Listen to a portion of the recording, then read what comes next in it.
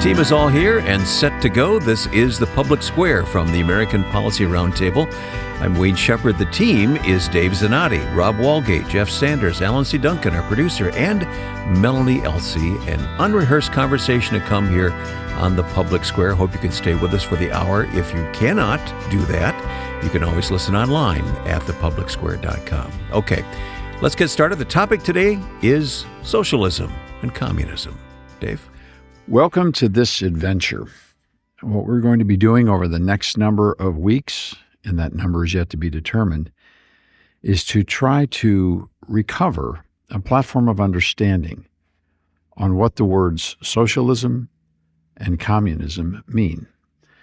It's come to our attention, pretty obvious, that unless you're about 40 years old with a really good childhood memory, you have absolutely no recollection whatsoever what the world looked like under the last global Soviet regime, being the USSR or the Soviet Union.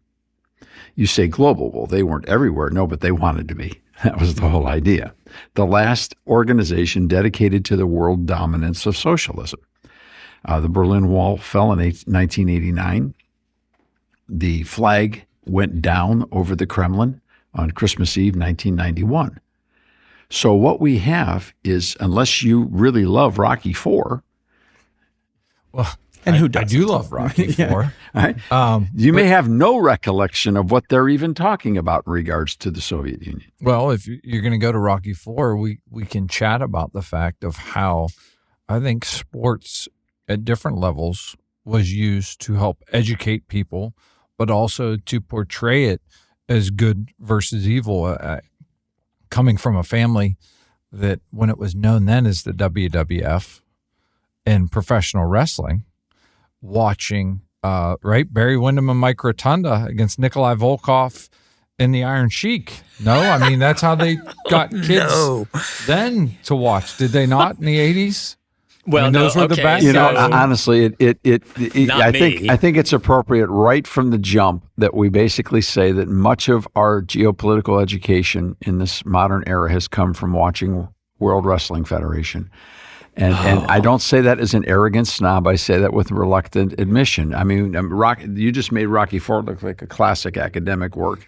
All right. Not with me. Okay, so it was the Olympics with us. And the first Olympics that I remember was 1972, the Munich Olympics, where the Islamic terrorists came in and murdered all the Israeli athletes. But in that Olympic, the Soviet basketball team, which had never won a gold medal, defeated the U.S. basketball team. My mother and I watched that, and we don't even know anything about basketball, but the Soviets cheated on that. They rewound the clock and came back and scored the winning goal. And so we wanted revenge, and we got it in 1980 when the U.S. hockey team, which was not supposed to win anything, defeated and thus the Russians. The trifecta is complete. We have gotten all of our geopolitics from the world of athletics, which is an unfortunate thing to have to say out loud, because for many Americans, that's exactly what we've got. And today, since there is no longer a Soviet Union, and now we're dealing with a very different world, there has been a virtual forgetting of the history of what is communism, where did it come from, who are the vital people and players, what is socialism, is there even a difference?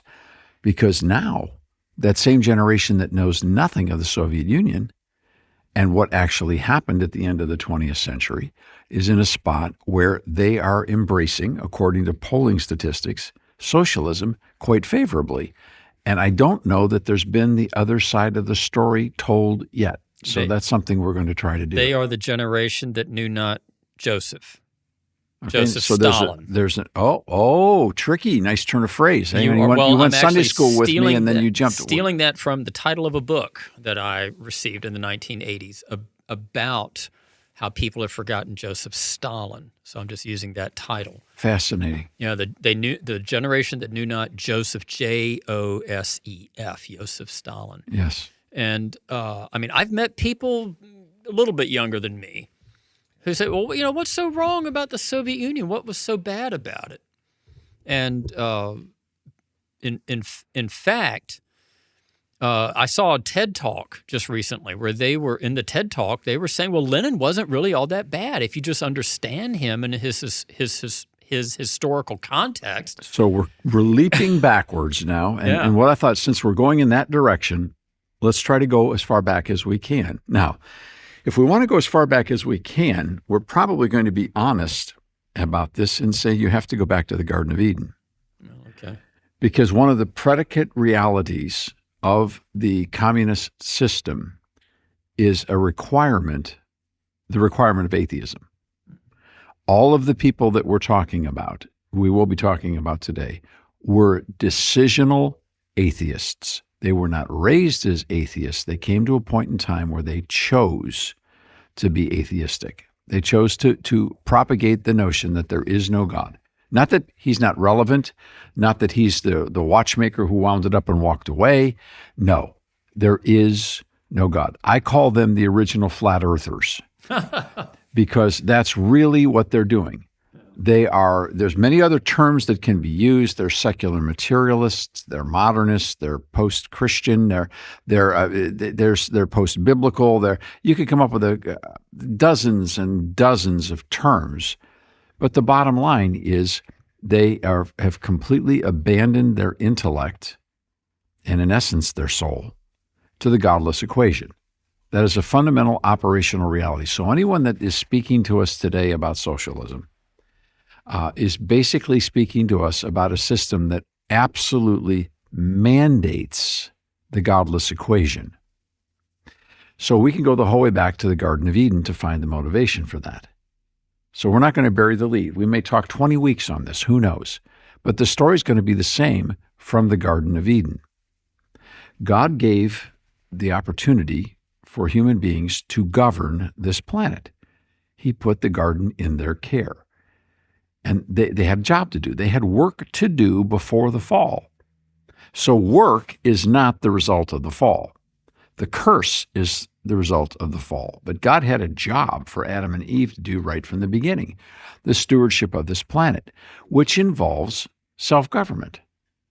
Right? If you're going to be the landlord, so to speak, on behalf of the owner, then you have to have a sense of self-governance yourself. And all of that was built into the dynamic of what God wanted to do. Well, we know that there was another force in the garden, and that force was the serpent and the liar. And that liar told two lies. One, in a question, that is that really what God said about the tree? Did he really say that?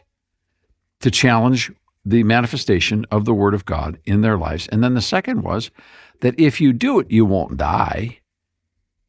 You'll actually be as gods. You'll be like God, which is the inevitability and philosophical reality that when the godless equation is applied, the position of God does not disappear. It's just filled with something else. And in this case, it's filled with the manifesto, then the ideology, then the state, and then the elites. So in essence, you are gods. Now, when you get to the end of the whole journey, which is hundreds of years in this journey, from where we'll start to where we will end up, you will find out that we end up at a place where godlike figures, in essence, determine reality for everyone else. So this is a fundamental discussion about what is reality. You get up every morning and you have certain responsibilities and assignments. The first are biological. You can't avoid those. You're a human. The next are familial, whether you're alone or whether you're in a family. You have responsibilities to certain sets of people. Then you've got to worry about getting up and feeding yourself. Well, if you don't have any food, then you're not going to be able to do that. So you probably got a job to go to or someone to rely upon. So before very long, your world, it takes up all of those things in the very first moments of your existence, and that does cross over the world of economics and money. So let's just say that the first premise of the godless equation, the first premise of communism, of socialism, is atheism. Because what you find is that in no instance where socialism or communism arises, whatever the geopolitical environment, whatever part of the country, whatever the color of the skin or the nature of the currency, or what they raise and what they produce, whatever application you have, the first thing that must disappear is the God-filled equation. The biblical reality must be displaced because the greatest danger to communism and socialism is the Bible. Always has been. Because once the Bible enters into the conversation, the world isn't flat. And you hear the sound of suddenly something is entering the room and elevating the entire conversation, and suddenly humans have space to think again. Such thought is forbidden in this particular worldview. So, Jeff, off the top of your head, and I may not ask this question. I covered the Garden of Eden. So after we're done with the garden, all right, where do you think socialism begins? Where does communism begin, as we know it today in the application of the modern world? Well, it depends on a number of things. If you want to talk about with just the philosophical basis of atheism, there were Greek and Roman philosophers who believed that only the material world is what exists, and there's nothing afterwards after you die. So Lucretius would be a good place to start. He was a Roman philosopher, so you can read his book De Rerum Natura. He was after the Greeks? Yeah. So, well, he was a little bit before the time of Christ, so about 55. So he would have BC. been after Plato and Aristotle. Yeah, after Plato. But there were Greek philosophers also who believed in a purely materialistic, atheistic worldview. Mm-hmm.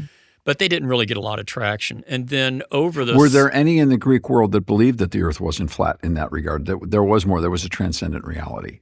Well, yeah. So Aristotle, you can read his book, Ethics. And Plato also believed that. So they were not flat earthers. They were not atheists, Plato and Aristotle. Correct. Yeah, they were not so they did believe. And to be honest, I mean, Lucretius did believe that there were gods. I guess he'd be more appropriate to say he was a deist. The gods really didn't have anything to do with us, though. Sure. And so there was no absolute moral truth in the universe that we can appeal to outside of ourselves. And so in atheism, that's what you're left with. If there is no God, then there is no absolute moral truth. All right, very helpful. And most interesting as we get started today on this conversation about socialism and communism on the public square. Glad for your support. Make sure you share this program with others if you find it helpful.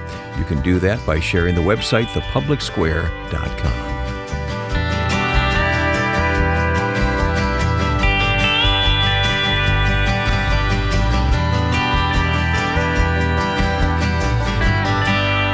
We will be right back for more on The Public Square. We're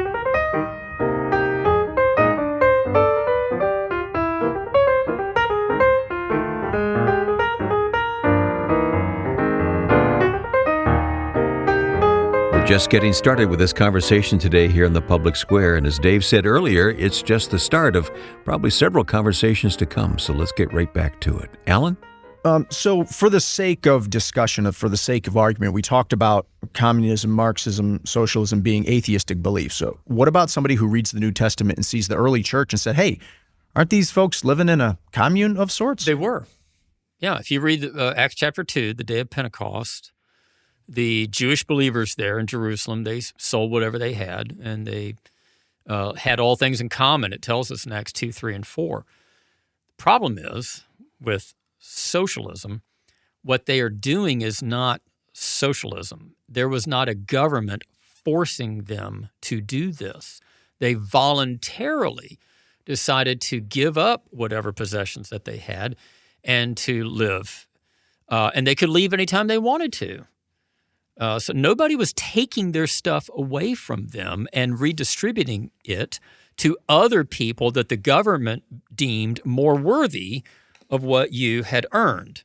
So in addition to atheism being the premise for the platform upon all the thinkers that created communism and socialism, the elimination of private property was also a prerequisite. And the people in the early church were not relinquishing private property. No. They were simply donating it. Well, in fact, they even affirm the belief in private property. In Acts chapter 5, when Peter tells Ananias and Sapphira, he says, while it was yours, couldn't you do with it anything you wanted? Anything you wanted? Exactly. So he affirms the whole concept of private property.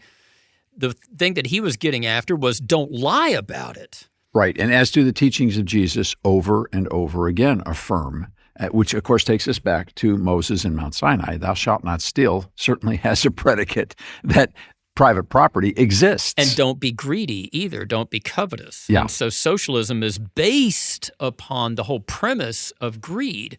Other people have more than what I have, so therefore they must have gotten it illegally. But private property is the enemy.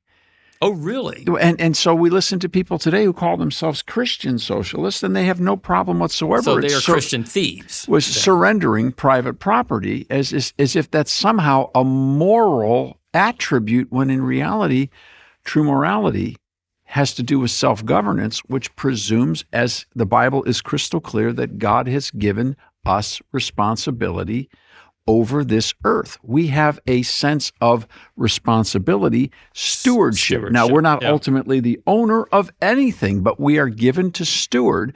And when someone has been given and earned the right to steward, then it's theirs to steward, and we're not supposed to steal it. Well, the Christian socialists that I've talked to, they will say, they don't believe in private property until I tell them, well, okay, hand me your wallet.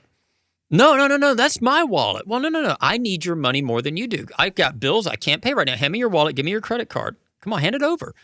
And then suddenly they like private property.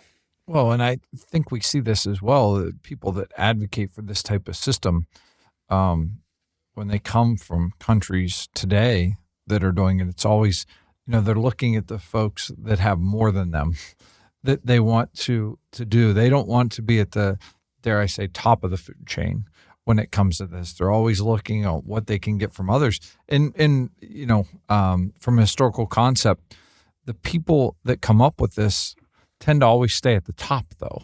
The ones that are running it don't live in those same environments. Yeah, the people who redistribute the wealth, they always stay there at the top somehow. And that is a fascinating progression from the thoughts of the earliest writers about communism and socialism, which we apply to Marx, but it's Marx and Engels. We'll get there in a second. But from this concept of, from the grand design, the broad brushstroke, the 30,000 feet, to where we end up in both the Soviet Union and Nazi Germany. Now, let me just go ahead and put one more thing on the table, because we're going to be at this and over again, and this is probably going to be one of the biggest number of talkback listeners will talk to us. There'll be emails, there'll be texts, there'll be all kinds of stuff. Let's remember that the Nazis were socialists. Yes, they were. The Nazi Party was, by definition, the Socialist Party of Germany. In German, it's pronounced Nationalsozialistische Deutsche Arbeiterpartei, National Socialist German Workers' Party. They were socialists. They were socialists. And so when we have Germany squaring off against Russia in World War II, and Russia squaring off against Germany, you have two socialist agencies vying for power across Europe, which is a whole nother level of trade, if you will, in regards to what was actually happening in the 1940s in the World War. They were just mafia families. Between these two agencies, and who was playing the long game and who wasn't. Now that, again, we'll be weeks out on this, but let's make a note. We'll come back. Melody's the timekeeper and notekeeper. Alan's timekeeper, Melody's notekeeper. We want to come back and get into that question about Churchill and Stalin and what was the real play and what was the real game. But before we go there, let's again keep consistent. Let's go back to the beginning of the modern world of socialism and communism. So the early church were not socialists. They lived in community, and they did what they felt to do with their donations. And in many ways, the current Christian community is very much still like that. We pass the plates every Sunday. or something like that. All right, and are constantly in the field of sharing and constantly in the field of giving and sacrifice. Well, it is not lost on me that when the socialists describe their own philosophy, they're talking about equitable distribution, which is very different than taking and giving an offering.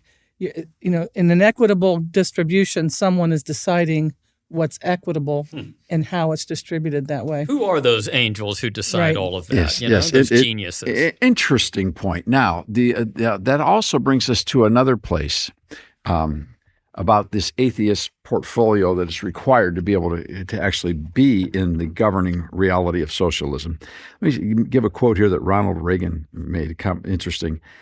Mankind has survived all manner of evil diseases and plagues, but can it survive communism?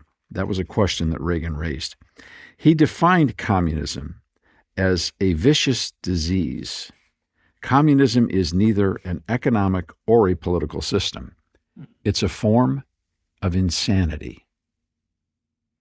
Now, remember we talked about reality a few minutes ago. Someone that is completely out of touch with reality could be defined as insane. So I'm sure that President Reagan was choosing his words very carefully, as we are across this process. That quote appeared in Paul Kenger's book, The Devil and Karl Marx, which is something we'll refer to along with several other texts multiple times throughout these weeks of conversation. When I hear those words, and then when I think about communism in effect, I mean, it just always feels like the suppression of things. There's no way for anyone to thrive, and I can see why it's. You've not heard of the Glorious Revolution? Well, I can see why it has that atheistic model, because when can you allow your God-given ability to shine? When can you get out there and do what you were created for? You're such a Christian Westerner. When you were held down. But you see all your presumptions. You said God-given. There is no God. Well, even if that, so if not God-given, but even from the atheistic model, they could see, okay, Darwinian model, the strong shall survive. It doesn't even fit the Darwinian test because they want everyone to be on that level playing field. That doesn't fit what Darwin preached. The end so just follow justifies that. the means fits the atheistic model, though, and that is exactly what they're playing all the time. We want a utopia, and we're going to bring it in no matter how high the body count. That's a very significant word because utopian is a word that is often used. Several authors have described Marx as a utopian, as a secular utopian. So where did communism come from in the modern era? The people say, well, Communist Manifesto, got it. Where did the Communist Manifesto come from? And it came from two people. And then the other question, you bring up Darwin. I think if we did a survey right now of people across the country, we've talked about this before, and asked people, when did communism begin? Well, let's go even to when was the Communist Manifesto published? What year would you give to the Communist Manifesto? And just ask people, give me a year. My guess is that most people would sort of settle in around World War II because they think of the Cold War and that sort of stuff. And if I were to say to you that the actual document was published before Darwin published Origin of the Species, most people would go, what? First off, they'd ask, what's Origin of the Species? No, because they've all watched Inherit the Wind. They know what that is. They went to school. We were all taught about that. Even though that wasn't even the book that was up for debate during that real trial. Right. Thank you, Mr. Timekeeper. There you are. You're once again. So what do you think, Alan? Do you think most people would have any clue that Marx was actually, he preceded Darwin? I don't think most people would, no. I don't think so. I'm going to guess and say 1848. Well, because in 1848, there were revolutions all over Europe, all over Western Europe. It's the first time I've ever caught you in a fib on the air. You're going to guess 1848? No, that's like burned in your memory. You're exactly certain, right. But I'm not 100% certain. Am I right? What? No, you're 100% right. Oh, okay. Okay, 1848. Fibber. No, I wasn't absolutely certain. Just for the record, I never doubted you, Jeff. All right, we're going to continue in a moment with this conversation. Interesting topic today, communism and socialism, with the team here at the Public Square.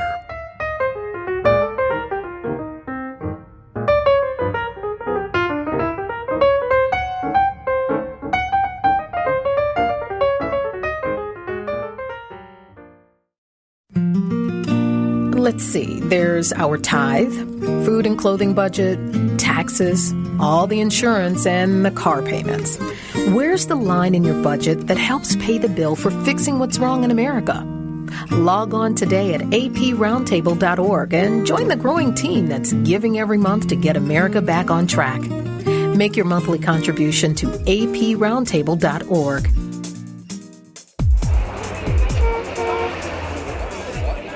Spreading the light of liberty across the land. Now back to the public square.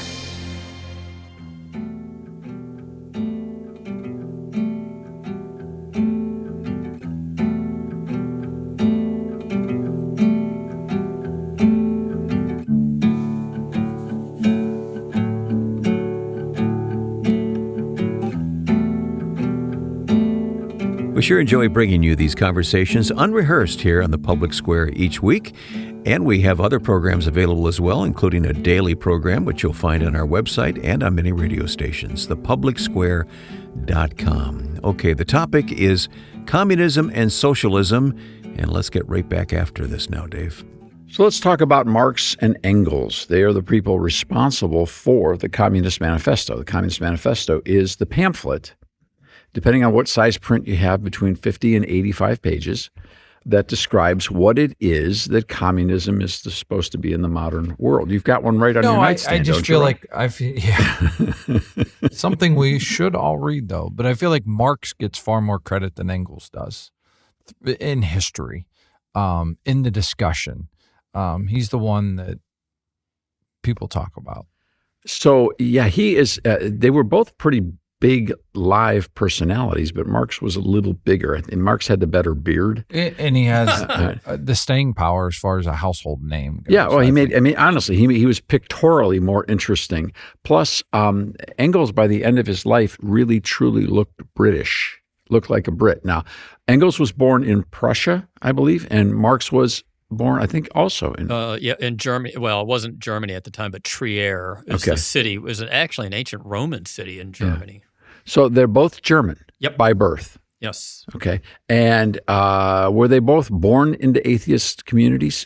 No, I don't know as much about Engels, but Marx's grandparents were Orthodox Jews. In fact, he came from a long line of esteemed Jewish scholars like rabbis and so forth.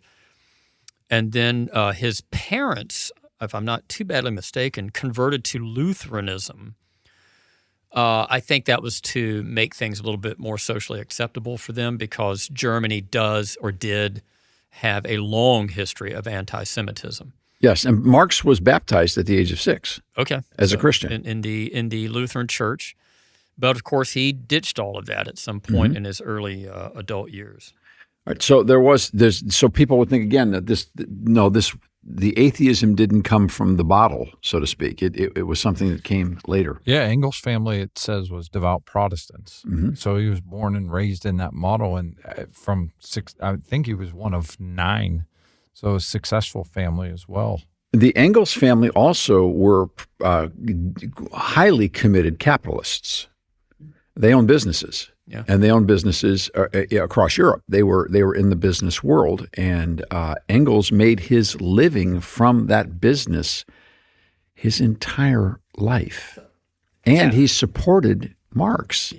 From that business. Marx never had a steady job. He avoided working as much as he could. He did have one job one time. But it's interesting that all of these great communist leaders like Marx, Engels, Lenin, Mao, Stalin, all grew up either middle class, upper middle class, or wealthy. None of these people were poor dirt farmers of the struggling working class proletariat. Yeah, Engels was considered to be wealthy through the end of his life. Of course, Marx was pretty much destitute by choosing, but he did have one good steady job.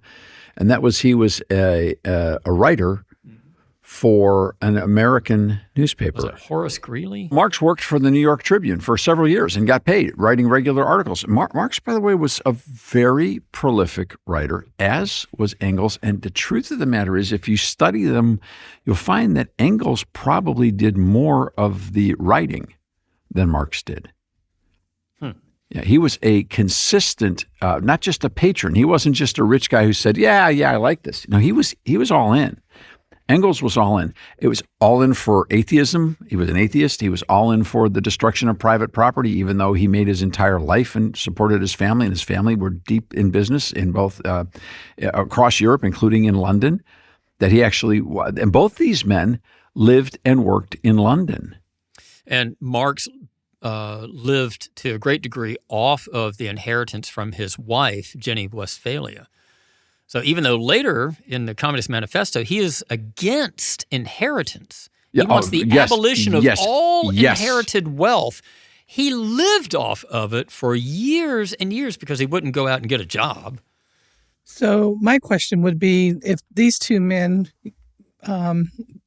obviously both came from Germany, Engels ended up in England, they ended up co-authoring the Communist Manifesto. Yes. Who was the predominant writer of the two in the Communist Manifesto, or was it a true collaboration where they both? Well, I think that's something that's open to debate to this day as far as scholars go. Yeah. It always says Marx and Engels on the title. Mm-hmm. Yeah, and there wouldn't have been a Marx if there wasn't an Engels. That's for certain. Marx died before Engels did. Yes, a few years. So Engels would have been free to change things if he needed to, or to edit? That's an interesting question in regards to the history of where this work took them, because part of what they were doing was not just writing a treatise. This wasn't a college paper. They were trying to figure out how to manifest this worldview, this new form of reality across Europe. To make it real. Yes, to make it real, to make it the way things were in their lifetimes. And so they were they were more than community organizers, but they were community organizers, and this was their document of reality.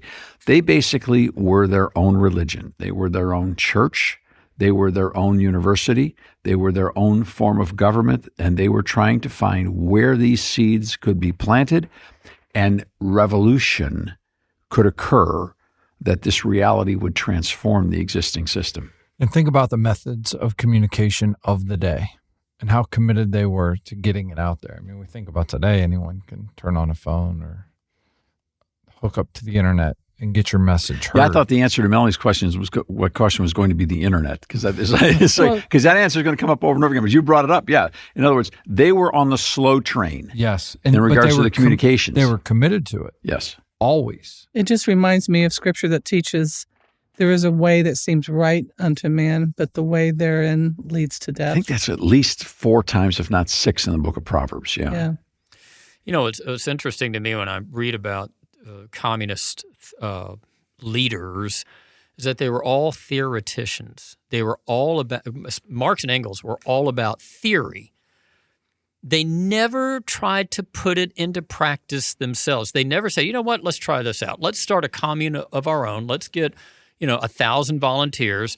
We're going to be in charge, of course, and everybody has to surrender their possessions and so forth. Let's live in a commune and let's work it out and let's see if it is a smash hit.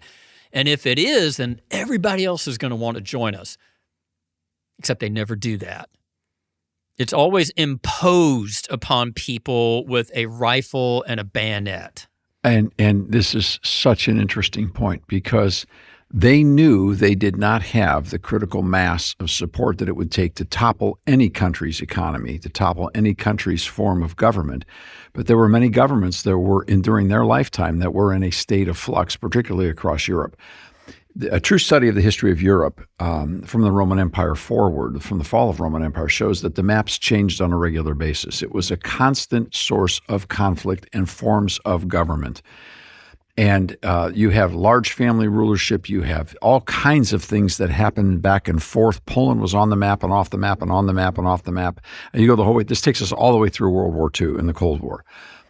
So, but what these guys were looking for was a chance to take their theory and get one country to revolt against whatever their definition of reality was, and to put communism into the mix. That was their game, but they never got that shot in their lifetime. Dave, I have to pause right there so we can take our break here. But when we come back, I understand you have a line from the Communist Manifesto that we'll talk about next here on The Public Square.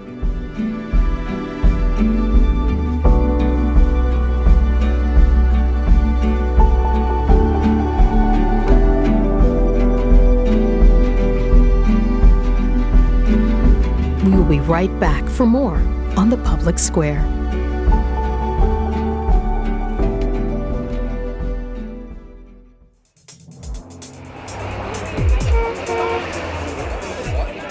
Spreading the light of liberty across the land.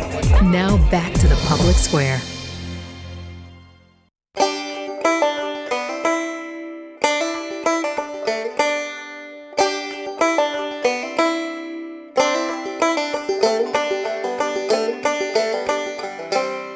Let's continue listening to The Public Square today as the team discusses communism and socialism. And by the way, this is the first of other conversations to come on this topic, so stick with us through this series, if you will, and pass this along to other people. All right, Dave? There's an introduction to the Communist Manifesto, that pamphlet that has changed the world. And it starts with these words: a spectre is haunting Europe, the spectre of communism. Now, I didn't write that. No one around this table wrote it. Alan, you didn't write it. Ronald Reagan didn't write it. David Eisenhower didn't write it. Harry Truman didn't write it. Abraham Lincoln didn't write it. Charles Darwin didn't write it. This was written by Marx and Engels. This is their word, and this is their sentence. A specter is haunting Europe, the specter of communism. Well, if you look up the word specter, what you have is a ghost or a phantom. Now, that is a very interesting leading statement that most people don't even consider. This introduction would be sort of the equivalent to "we hold these truths to be self-evident," or "when in the course of human events." This is their document, and it starts with a haunting and a specter. And the haunting is their worldview, their doctrine of communism. And so while their doctrine is an atheistic document predicated upon the belief there is no God, they use the terminology of the supernatural right from the start. Which leads us to Paul Kenger's book. Now, eventually in this series, we're looking forward to having Paul Kenger join with us. We've got an invitation out. We're working on it. He writes in The Devil and Karl Marx, Paul Kenger, and it's an excellent book, the foreword by Michael Knowles. It's been out for quite some time. It is suddenly getting a tremendous amount of review in light of the American political situation, where polling shows that a very large number of people under the age of 35 are pro-socialist. What a surprise.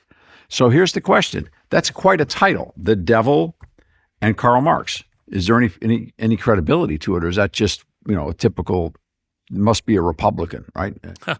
I remember hearing, I forgot the guy's name, but he took over the organization called Voice of the Martyrs, took it over from Richard Wurmbrand. I forgot his name. I think his last name was White. And I remember watching him say that Karl Marx wrote reams of poetry dedicated to Satan. And I remember watching this back in the late 80s or early 90s. And I thought, what kind of documentation is he referring to? And of course, I couldn't find anything. We didn't have the internet back in those days.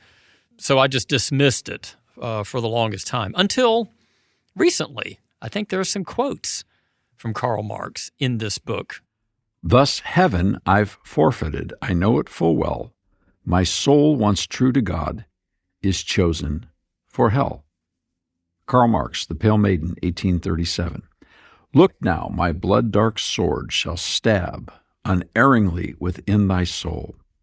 The hellish vapors rise and fill the brain, till I go mad and my heart is utterly changed. See the sword, the prince of darkness sold it to me, for he beats the time and gives the signs. Ever more boldly I play the dance of death. Karl Marx, The Player, 1841. Really doesn't sound like the kind of guy who wants peace, land, and bread for everybody, or wants fairness and equal opportunity for everyone. Nor does it sound like his atheism cancels Satan from the equation. It sounds like he believes in a God to me, a false God. A lesser God, yeah. He believes in something, but it's certainly not the God of the Bible. Right. And you say, look, I didn't write this.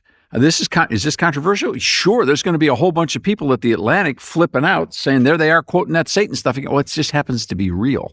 Yep. Yeah, and I'd love to hear him define Satan. Who is Satan? Who created Satan? I mean, there's so many questions that come about when you know he's coming up from that atheistic mindset. Well, a lot of times these atheist, Satanist types kind of take Milton's Paradise Lost and view Satan as sort of the first rebel and kind of he's the protagonist of the story. And so a lot of these guys don't actually believe in Satan, but they believe in the spirit of him. Oh, he's the first rebel. It's like cool. Like Saul Alinsky, who wrote Rules for Radicals. The introduction in that book is to Lucifer, he says, the first rebel, I think, or the first radical. Yeah, it's like a cool guy. It's rock and roll, Well, Alinsky got that from Marx. Yeah. Big surprise. They don't know the devil's real and he actually hates you. So this talks about the reality that Marx and Engels are peddling to us in the godless equation.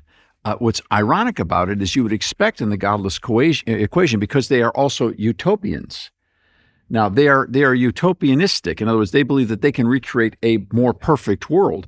Problem is that usually a utopian has to disassociate with the concept that evil exists. It's just something we can teach out of you. Your bad behavior is not inherent in an agency of supernatural power that has taught you these things. You're just misinformed. These guys know there's a devil, and they seem to be in communication with him very early in the process by their own writings. You mean Marx? Marx and Engels. Okay. Yeah. All right. Yeah, they're there. I mean, the spectre is haunting Europe. The spectre, the ghost. Another way of saying spirit. Yeah, the spirit. There's a spirituality in all of this that is completely belies the confession of an atheist flat world. But the problem is this utopia that they talk about or look to achieve. When you study history, there's people that are dying, literally trying to get out. No one's dying to try and get in. How many people swim to Cuba? Yeah. How many people are really, seriously, how many people are banging on the doors of Nicaragua right now saying, let me in. I want to live in Nicaragua. I want to live in North Korea. I can't wait. I'm sorry. Around the studio, we've got to be fair. These are completely unscripted conversations. We're working through a vast amount of college series of stuff together, and we're asking you to invite and join with us. And you just need to know that several of us sat back in our chairs to force ourselves to not laugh out loud when Jeff said, how many people swim to Cuba? Yeah. Because we've never heard it said so succinctly. Yeah, and that says a lot. That in and of itself actually causes you to laugh. If I had Hassan Piker sitting here in front of me, who is a big spokesman for communism in America today. Yes. He is a Turkish man. I guess he's left Sunni Islam, and he is a communist. I would say, well, why don't you live in Cuba? There is your perfect society. Or go to North Korea and live there and help build utopia there and show us what it's all about. Well, couldn't we have asked the same question of Marx and Engels? Why don't you go somewhere where you could actually practice this? Why are you hanging out in build your own commune and living off of rich people in capitalism to advocate the destruction of capitalism? Well, they say, well, this is because we're smart. We need to get fed. But again, where's the consistency in the reality? And the elected officials, or we have an elected official in New York City. We have those who are vying for elected seats elsewhere. And all across congressional races. Who Mayor of come Seattle. from wealth.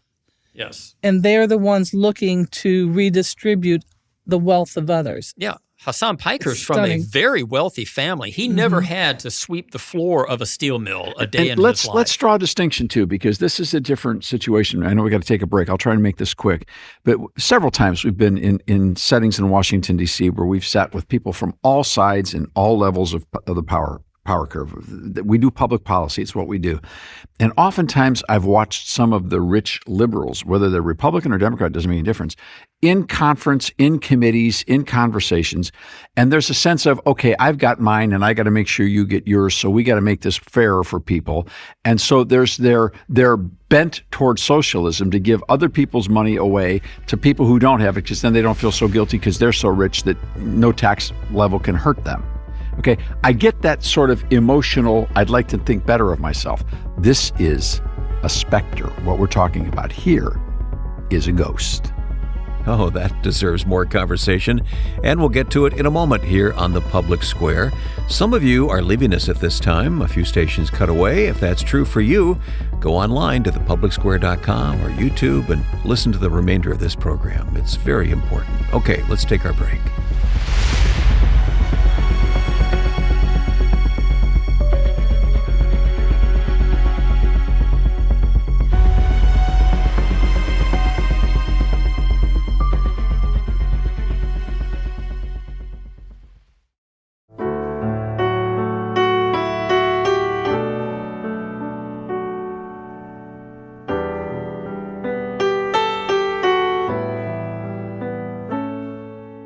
We've embarked today on a series of conversations on the Public Square with the team, talking about communism, socialism, and Rob, we all know people who have suffered under these systems. A few months ago in the studio, we had someone that grew up in Romania that told stories of growing up this way. And what was interesting to me is Cosmin Bota talked about his father being a successful person in the community, but yet still waited in line for rations with everyone else. Didn't have enough to feed his family. And it blew my mind to sit and hear him tell stories of everything they did to escape that. This is an important part of this study as we walk through this together. And we want to laugh. We want to enjoy the company that we have and the joy. We don't want to become like the people who are so dour throughout history. I mean, what's there to be happy about if you're Marx or you're Engels? And you find there's not a lot of joy in their lives. Right? Like you're not going to find their three favorite movies or their best comedians. I mean, it just, all right, what's their favorite song? It's what's your favorite guy? There's not a lot of joy in the midst of this. There's a lot of drive and a lot of angst and a lot of anger, even among people who are in the upper tier and the upper class. And you scratch your head and you wonder, where does the anger come from? Jealousy, covetousness. And now you look in their backgrounds, and we don't have a Freudian workup on any of them. There's another guy from the period who would have been relatively interesting to have talked to. Yeah. But you don't have their psychological therapy workup. You just know stories about their families, and you can see hurt and danger and problems that would cause reactionary politics. But these guys wanted to change the whole world. One of the premises of their manifesto is that this must be worldwide. This is not just let's pick off a country and prove to everybody else it works, then see what happens. No, this has got to be the end of private property, the end of capitalism, the end of traditional marriage in the family, because we have to change everything about what it means to be human, because their fundamental premise is that everything would be fixed if we fixed the economics. Their outside projection is it's all about the money. But their opening line is there's a phantom, a specter, a demon haunting Europe called communism. You referenced the money. It's about the money. Did I hear that correctly? Yeah. Talk about the money. How many people do we all know that are doing just fine financially, but they would give it all up to have their life in order, to have their family in order? Yeah. Everyone thinks that the money is going to fix the problem. How many times in legislation in the United States have you seen just countless dollars funneled to something, but it doesn't fix the problem? Look at education. That mindset this is for model, the children. Yeah, that mindset and model needs to change, because that's not the solution. Jesus said, man shall not live by bread alone. Marx and Engels say, wrong. That is the only way man shall live, is by physical provision, material reality. Jesus said there's more to life than what you eat and what you have. Well, and I know this is segment 5, and I know this is going to be a series, and I look forward to the discussion. And one of the things I look forward to is to talk about, we've referenced education numerous times on this program, is to talk about academia in the United States, because they've seem to be the ones that have fallen in love with this model and mindset. And I think that's one of the reasons that you're seeing candidates across the country right now fall in line because they've been educated that way. I saw a statistic a few weeks ago that talked about some of the largest support for the socialist candidates are coming from people with multiple degrees, but they're making $60,000, $70,000 a year and under, which shows they know they can't get out of that loop. They've been fed this lie, and they just thought education, education, education. Do you want fries with that? Yeah, is the answer to that. And, do you want that iced or hot? Wait, here's another one. Wait a minute. We have baristas. to have socialism because I can't afford a house, and so socialism is going to work for me because it's going to get me. Wait a minute. Premise number one, the abolition of private property. What are we missing here? I got to give Melanie. We're in, so you've been too quiet. You're just shaking your head. Time for the den mother to appear. What is bothering you right now the most? Well, I think what bothers me is the lack of understanding to be able to apply a concept to real life. There's a huge gap between what's talked about in theory and how it plays out.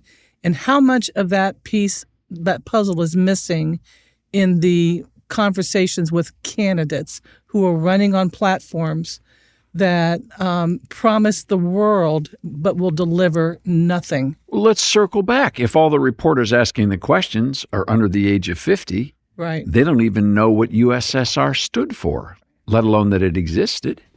Well, unless they Watch Rocky under IV. 50. Well, I mean, they could have read a book. Okay. Yeah, Well, that but would you be would hard. have to. But you would have to have done that. Well, we according talked. to- See the That's reading. fair. Yeah. You're being fair. Yeah. So let's say, I'm sorry, that's too big a statement. Many of them may not have ever studied communism all that much. There And we they go. certainly don't remember what the Soviet Union felt like. Again, unless you watch Rocky IV. I can remember the August of 1991. I was 14 years old, and we were at the beach with family and friends. And the big discussion amongst the adults at the time was the attempted coup. Oh, yeah, of Gorbachev. Yeah. That was the news. August. And I remember thinking then, what are they talking about? What is this type of government where someone's trying to come in and just take over? Would you do us a favor and look this up? It'll come in a future broadcast. There was a conversation, and Jeff, since you know so much, you can't blurt this out. I want this for a later broadcast. All right. Help them if you can find a source. I love Russian history. There was a so- conversation between Reagan or Bush. It might have been Bush. There was a conversation between Reagan and Bush. Jeff's already lit up. He knows what it is. There was a conversation between Gorbachev and Bush, I believe, when Gorbachev came here. So it would have been prior to 1991, in which there was a conversation where the words God came up, and Gorbachev said something that rocked the world, but it was said off mic. It took a while to come out. Look that up. A Gorbachev comment about God.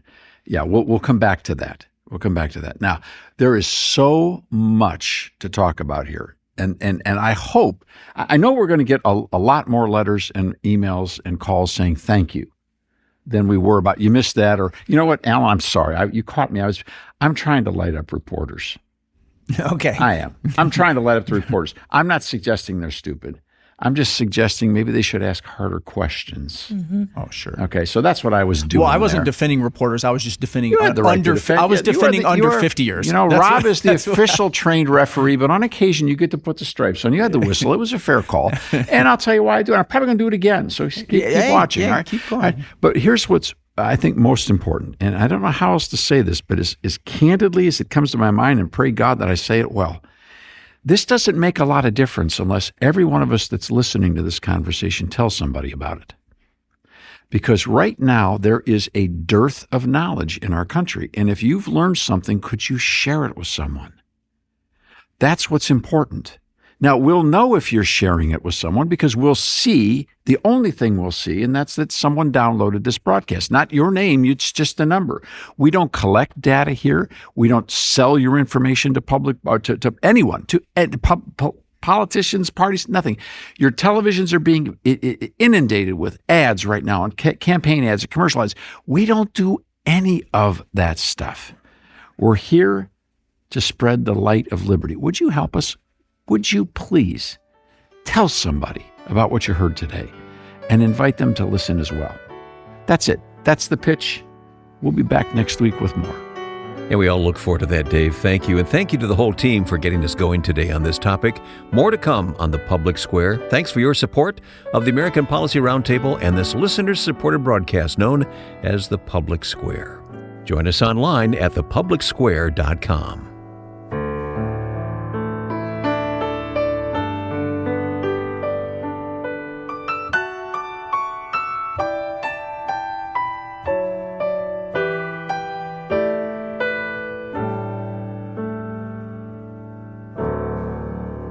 The Public Square is a broadcast service of the American Policy Roundtable.